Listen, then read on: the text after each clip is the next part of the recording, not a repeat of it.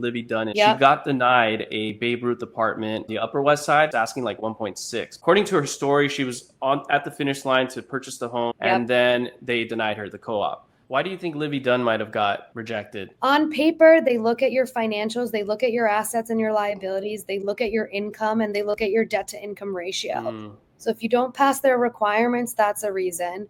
Otherwise, maybe the building didn't want that attention. Maybe there are people in the building who are thinking to themselves, if she's going to be filming in our building every single day, Most definitely.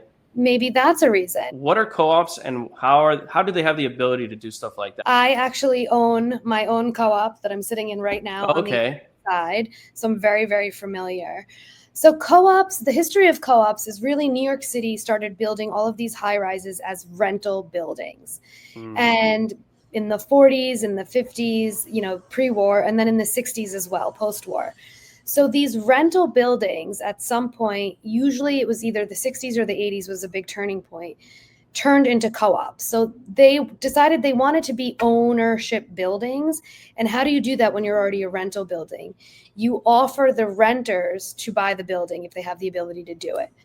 And so what co-op actually stands for is cooperative, which basically is corporation.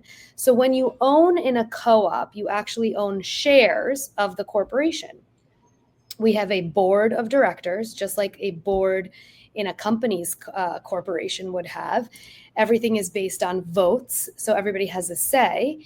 And the number of shares you own dictates how much you pay on a monthly basis. It dictates kind of your pull because you have more shares. The reality is a corporation can set its own set of rules, which is why they are more affordable than condos.